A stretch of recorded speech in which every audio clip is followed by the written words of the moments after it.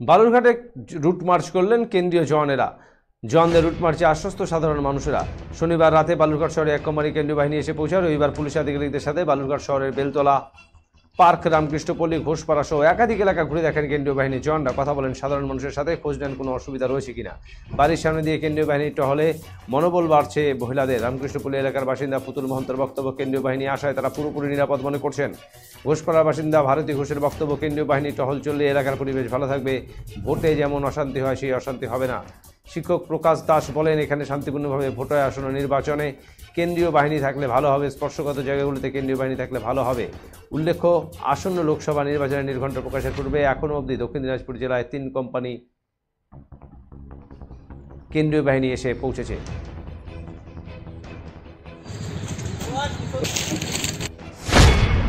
কি আশ্বস্ত করলো? জিজ্ঞাসা করলো যে এখানে কোনো বুথ হয় কিনা।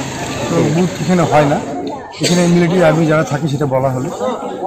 আর বললে এখানে কোনো অসুবিধার কোনো সৃষ্টি হয় কিনা বা কোনো গণ্ডগোল মারামারি কোনো কিছু আমার না, এখানে শান্তিপূর্ণভাবে সব কিছু হয়, কোনো ব্যাপার নেই। ওনারা কি পাশে আছেন সেটা বললো পাশে আছি আমরা, কোনো অসুবিধা নেই, মন খুলে বলতে।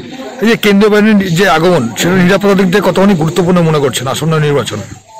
হ্যাঁ, আসন্ন নির্বাচনে কেন্দ্রীয় নিরাপত্তা বাহিনী থাকলে তো ভালোই হবে।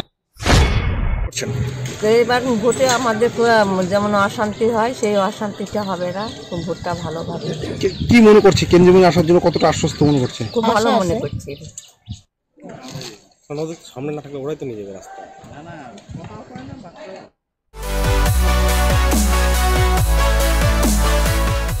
আমাদের শক্তি আপনাদের নির্ভরযোগ্যতায়, আমাদের ওই সততা আপনাদের বিশ্বস্ততায়, আমাদের প্রত্যেকটি গ্রহরত্ন পরীক্ষিত এবং কার্যকারী।